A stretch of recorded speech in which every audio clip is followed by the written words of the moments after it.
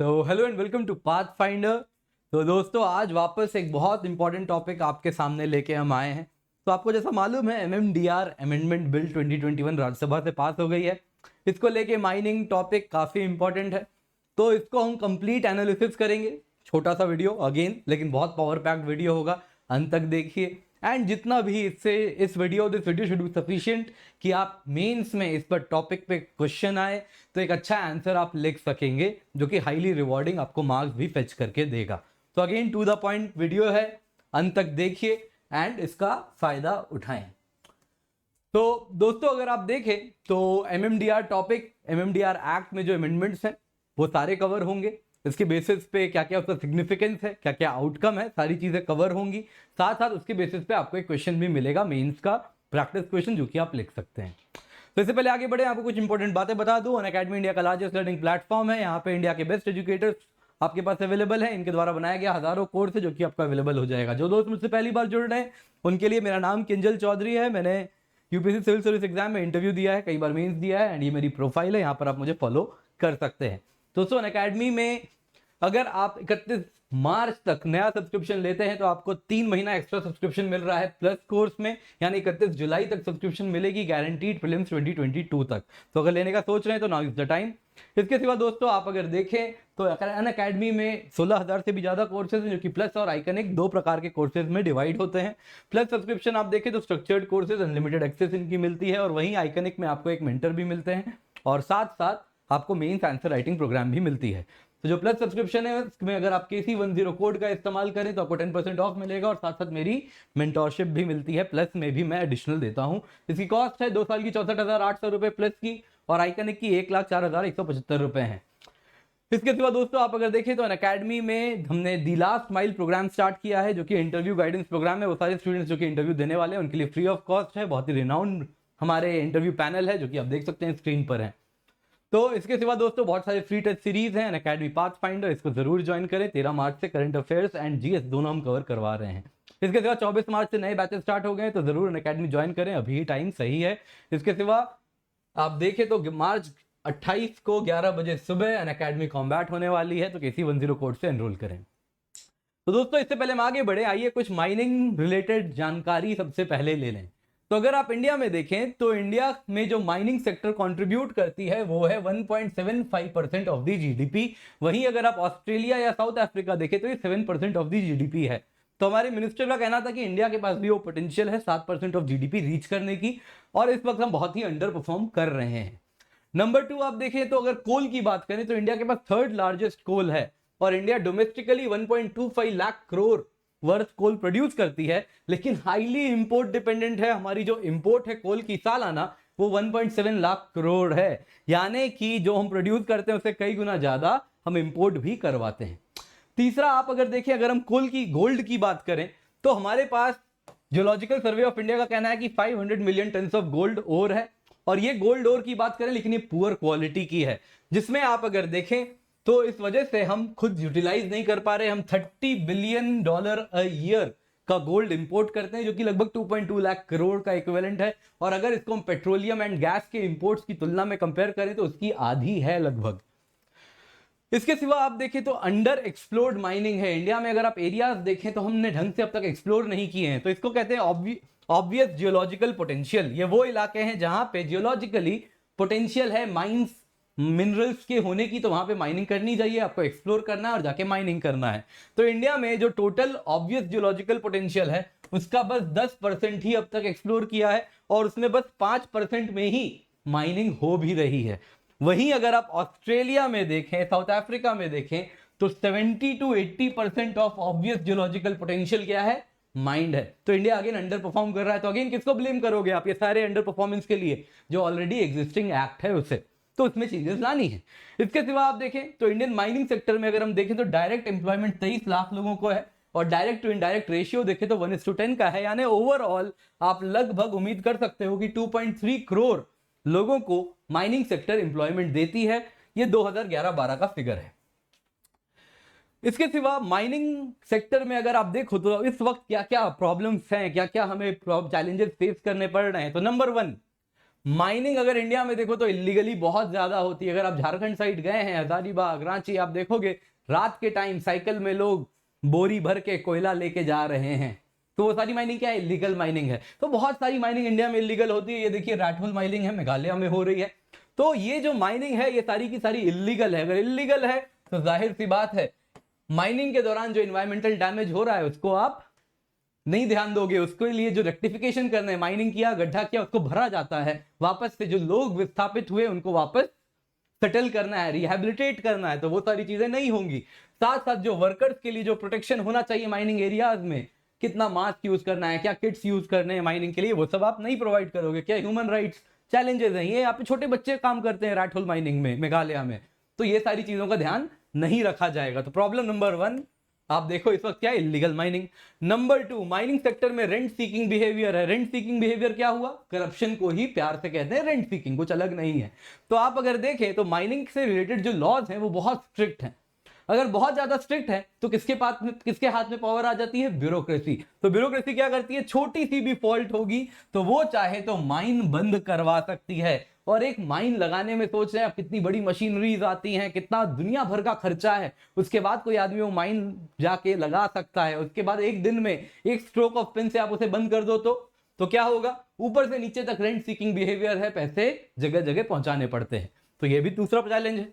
तीसरा चैलेंज है hoarding of minerals. यानी क्या हो रहा है कि आप माइनिंग के लाइसेंस तो मिल जा रहे हैं लेकिन आप माइन नहीं कर रहे।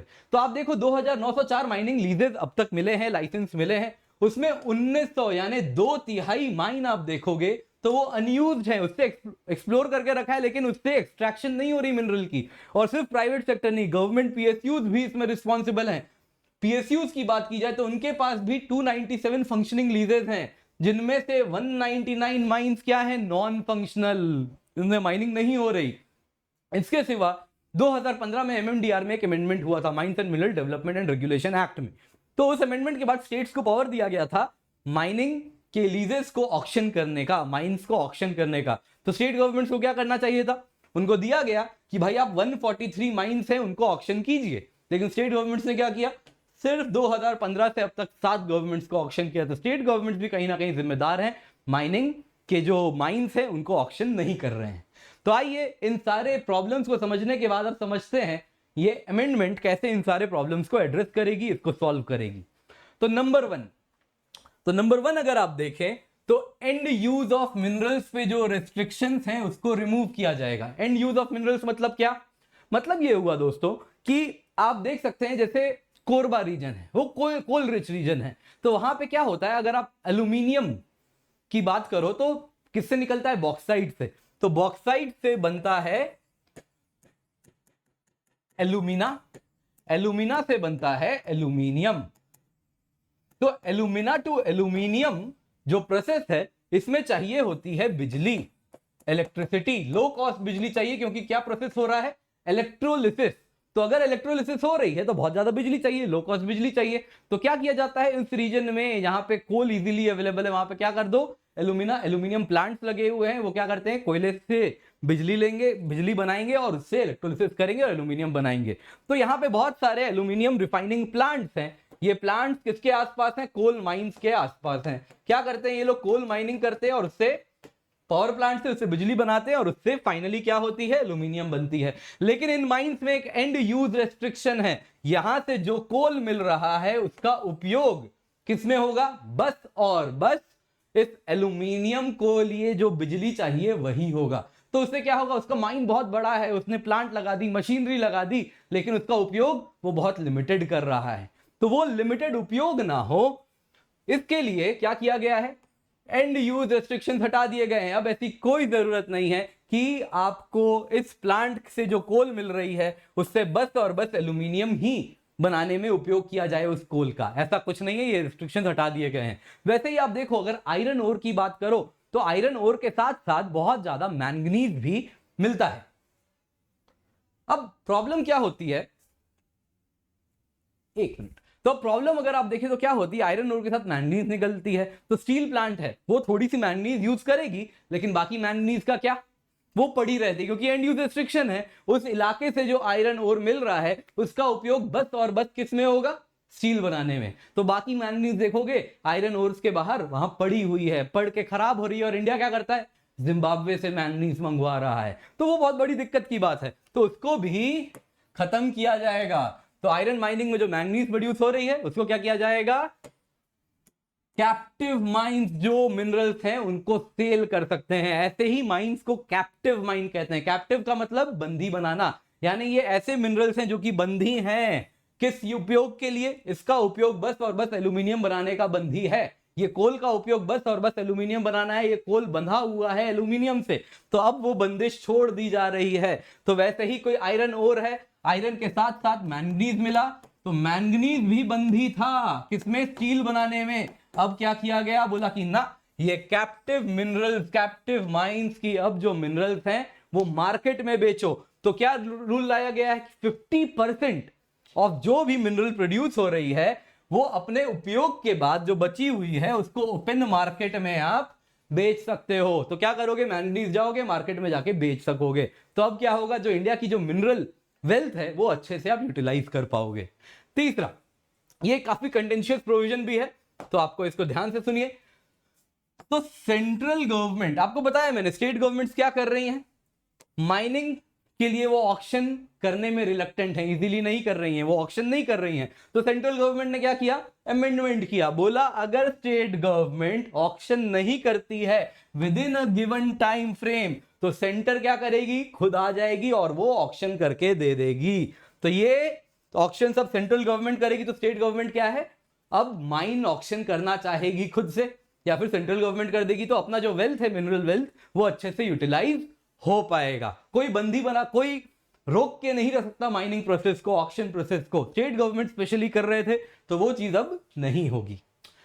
इसके सिवा आप देखें तो कर्नाटका में ही ऐसा गया, देखा गया, तो कर्नाटका की पीएसयू है वो आयरन और माइनिंग करती थी, तो स्टेट गवर्नमेंट ने क्या किया था, उसको नई माइनिंग कॉन्ट्रैक्ट नहीं दे रही थी, उसका लीज एक्सपायर हो गया था, तो उसकी मशीनरी पड़ी है वहां पे, वर्कर्स के क्वार्टर्स हैं, वर्कर्स बैठे हुए हैं, और कॉन्ट्रैक्ट ही नहीं आ रहा, अगला लाइसेंस ही नहीं मिल रहा, क्योंकि पुराना लाइसेंस एक्सपायर हो चुका है। तो सारा का सारा इन्वेस्टमेंट पड़ा हुआ है, वो लोग बैठे हुए हैं, तो ये बड़ी प्रॉब्लम हुई, कंपनी बंद होने जैसी कगार पे आ सकती थी। तो क्या किया गया, सरकार ने ये चीज समझा है और अब कहा है अगर कोई गवर्नमेंट कंपनी है तो 10 साल तक लीज एक्सपायर होने के भी उसको माइनिंग करने का अधिकार रहेगा अंडर सर्टेन कंडीशंस। वो क्या कंडीशन है, नंबर 1, यदि ऑक्शन प्रोसेस, उस माइन को दोबारा ऑक्शनिंग प्रोसेस कंप्लीट नहीं हुई इस बीच, तो बैठे तो नहीं रहेंगे, माइंस बर्बाद तो नहीं होगा कि भैया एक ऑक्शन प्रोसेस हो गया, 50 साल का कॉन्ट्रैक्ट मिला, 50 साल तक माइनिंग की, उसके बाद अब नए ऑक्शन में वेट कर रहे हैं, तब तक क्या। तो इस बीच में अगर ऑक्शन ही नहीं कर रही स्टेट गवर्नमेंट इस बीच, तो इसको एक्सटेंशन मिल जाएगा, नंबर 1। नंबर 2, अगर न्यू लीज 1 साल के ऑक्शन में ही टर्मिनेट कर दी जाए तो भी उस कंपनी को अधिकार है, अंडर द रेस्ट्रिक्शन, ही कौन सी कंपनी हो, पीएसयू हो, गवर्नमेंट कंपनी हो, तो ही उसको अधिकार है कि उसको एलोकेशन होगा उस माइन का लीज एक्सपायर होने के बाद भी। नंबर 2, तो जो लैप्स ऑफ माइनिंग लीज है, अब देखिए आपको बताया मैंने, बहुत सारी कंपनीज क्या कर रही थी, वो 2904 माइनिंग लीज है लेकिन माइनिंग नहीं कर रही, तो उस प्रॉब्लम को ध्यान में रखते हुए conditions for lapse of mining lease किया। मतलब क्या हुआ, जो लाइसेंस आपको मिली है माइनिंग की, वो सरकार आपसे छीन सकती है। तो क्यों भाई, तो अगर कोई कंपनी लाइसेंस मिलने के 2 साल में माइनिंग स्टार्ट ना करे तो उसका लाइसेंस रद्द हो जाएगा, या फिर कोई कंपनी लाइसेंस लेने के बाद आप 2 साल तक उसमें माइनिंग ना करे, लाइसेंस मिली, कुछ साल माइनिंग की, और 2 साल तक अगर माइनिंग प्रोसेस बंद हो जाए तो अगेन उसका लाइसेंस रद्द हो जाएगा। इसके सिवा नए लॉ में और क्या किया गया है, माइनिंग का अब तक क्या हो रहा था, एक्सप्लोरेशन का लाइसेंस अलग और उससे एक्सट्रैक्शन का लाइसेंस अलग। कोई जमीन है, पहले एक्सप्लोर करोगे, खर्चा करोगे, इतना खर्चा, जियोलॉजिकल स्टडी होगी, उसके बाद जाके आप उसे एक्सप्लोर करते हो तो पता चलता है भैया यहां तो सोना है, लोहा है, जो भी है, तो उसके बाद पता चलता है। तो उसको करने में कितना खर्चा है, उसके बाद क्या करेगी, कोई कंपनी आएगी, इतना खर्चा करके एक्सप्लोर करेगी, और फिर उसको वापस उसके खर्चे से जो एक्सप्लोरेशन हुआ उसके बाद वापस कॉन्ट्रैक्ट जाएगा अब इस मिनरल को एक्सप्लॉइट करने का, एक्सट्रैक्ट करने का। तो वो प्रॉब्लम हो रही थी, तो कंपनी क्या थी, रिलक्टेंट थी, कौन एक्सप्लोर करेगा, एक्सप्लोर करके पता चल गया जमीन सोना उगल रही है, तो नया लाइसेंस बहुत महंगा हो जाएगा, तो कंपनीज क्या होगी, रिलक्टेंट होंगी। तो अब क्या किया, जॉइंट लाइसेंस है, आप एक्सप्लोर भी करो और एक्सट्रैक्ट भी कर लो। तो जॉइंट लाइसेंस है, खुद से एक्सप्लोर करो, मिले सोना तो सोना निकाल लो, लोहा मिले तो लोहा निकालो, जो भी मिल रहा है वो निकालो, मतलब जॉइंट लाइसेंस आपको मिल रही है। तो अब कंपनीज क्या होंगी, ज्यादा ओपन होंगी एक्सप्लोरेशन के लिए और एक्सट्रैक्शन के लिए। आइए इस बिल में क्या कंटेंशियस प्रोविजंस लोग कह रहे हैं उनको सबसे पहले अब समझते हैं। तो सबसे पहले जो सेंटर स्टेट से माइनिंग का ऑक्शन करवा सकती है, यानी स्टेट गवर्नमेंट अगर ऑक्शन ना करे तो सेंटर क्या कर सकती है, ऊपर से आके ऑक्शन करवा देगी। तो ये जो प्रोविजन है इसको लेके काफी हल्ला मच रहा है। तो सेंटर ने वैसे कह दिया है कि ऑक्शन भले सेंटर करवा दे, लेकिन तो माइन के साथ जो डिस्ट्रिक्ट मिनरल फंड है जिसमें पैसा जाता है वो स्टेट को मिलेगा एज यूजुअल। जो पहले प्रैक्टिस है, जो स्टेट्स को पैसे मिल रहे हैं आज भी वही मिलेंगे। तो हम बस ऑक्शन करवा रहे हैं, हम तो चाहते हैं भैया भला हो मिनरल्स का, हमारा कोई ऐसा उद्देश्य नहीं है कि आपके हक का पैसा ले ले, हम तो बस मिनरल्स का भला चाहते हैं, वो यूटिलाइज हो देश के जो खनिज हैं हमारे पास। नंबर 1। नंबर 2, इसी की बात करें तो काफी लोग कहते हैं कि ये सुप्रीम कोर्ट में चैलेंज भी हो सकता है, लीगल लुमिनरीज ऐसा कहते हैं कि स्टेट गवर्नमेंट का जो अधिकार है उसको छीन रही है सेंटर। तो आइए कॉन्स्टिट्यूशन में क्या प्रोविजन है वो भी हम देख लेते हैं जल्दी से, बाद में जब कोर्ट जाएगी तो कोर्ट ही फैसला करेगी, इस वक्त तो हम बस कॉन्स्टिट्यूशन में क्या प्रोविजन है वो देख सकते हैं। तो माइनिंग की बात अगर हम देखें तो यूनियन लिस्ट में भी मेंशन्ड है, स्टेट लिस्ट में भी मेंशन्ड है 7th शेड्यूल में। तो 7th शेड्यूल में अगर यूनियन लिस्ट देखें तो 54th नंबर पे दिया गया है regulation of mines and mineral development.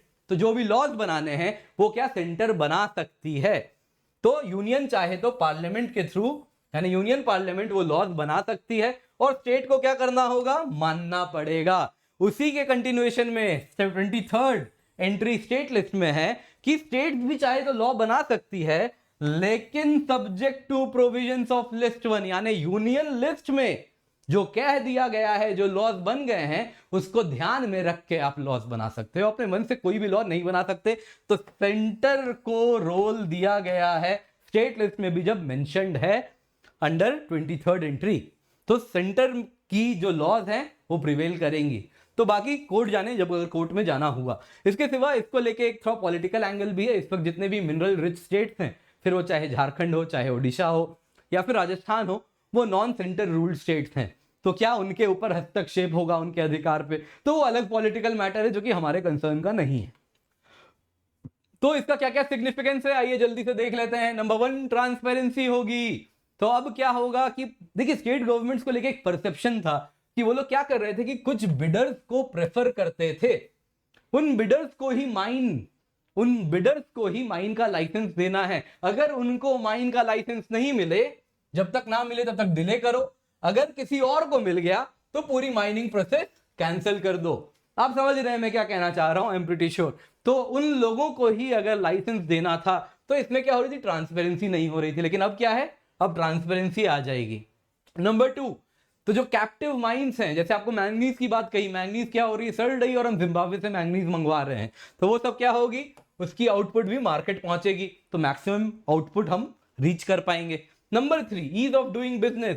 क्या होगा, जो इंप्लीमेंटेशन ऑफ प्रोजेक्ट है जो कि अटक जाता था, अब 2 साल 3 साल का टाइम ड्यूरेशन फिक्स है, उसी में लाइसेंस मिलना है, उसी में अगर रोक दोगे 2 साल तक तो वापस से रीबिड कर दिया, री लाइसेंस निकल जाएगी, किसी और के पास लाइसेंस चला जाएगा।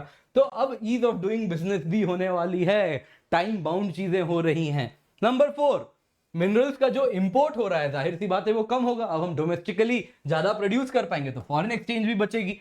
इसके सिवा हाई एंड टेक्नोलॉजी, अब प्राइवेट प्लेयर्स आ पाएंगे, रियो टिंटो जैसी बड़ी बड़ी कंपनी है, ऑस्ट्रेलिया में ऑपरेट करती है, साउथ अफ्रीका में ऑपरेट करती है, उनके पास रियल टेक्नोलॉजी है अंडरग्राउंड माइनिंग को लेके, हमारे पास जो कि उतनी ज्यादा नहीं है। तो वो टेक्नोलॉजी इंडिया आएगी तो हम बेहतर अपने रिसोर्सेज को एक्सप्लॉइट एंड यूटिलाइज कर पाएंगे। एंड फाइनली सिंगल लाइसेंस है एक्सप्लोरेशन एंड एक्सट्रैक्शन, मतलब क्या होगा, ज्यादा से ज्यादा इलाके जो ऑब्वियस जियोलॉजिकल पोटेंशियल के हैं वो एक्सप्लोर होंगे और उनको यूटिलाइज भी किया जाएगा। तो आपके लिए दोस्तों ये क्वेश्चन है प्रैक्टिस का। आई एम प्रीटी श्योर आपको आज का लेक्चर पसंद आया हो, समझ आया होगा। लाइक जरूर कीजिएगा, अपने दोस्तों के साथ शेयर करना भी ना भूलें। तो दोस्तों ये आप देखें तो recently pass MMDR amendment act 2021, मैंने एक्ट लिख दिया क्योंकि शायद प्रेसिडेंट इसको असेंट कर ही देंगे आने वाले कुछ दिन में। तो it will help unlock the mining sector which has been underperforming. Elaborate कीजिए। तो जो जो आपको लेक्चर दिया है इसकी PDF भी मिल जाएगी हमारे चैनल पे, पाथफाइंडर टेलीग्राम चैनल है, उसे ज्वाइन भी करें। तो वहाँ PDF मिल जाएगी, उसको वापस पढ़ें, याद करें और अपने हिसाब से आप इसको 15 मार्कर की तरह लिखें, यानी 200 वर्ड्स करीब में लिखें। तो ये आपका होमवर्क है। आई एम प्रीटी श्योर आप लोग अब ये कर पाएंगे। बाकी आपको मालूम है पाथफाइंडर टेस्ट सीरीज है, तो इसको जरूर ज्वाइन करें। इस वीडियो को अगर आप तक सब्सक्राइब नहीं किया है तो प्लीज कीजिए, अभी टाइम है।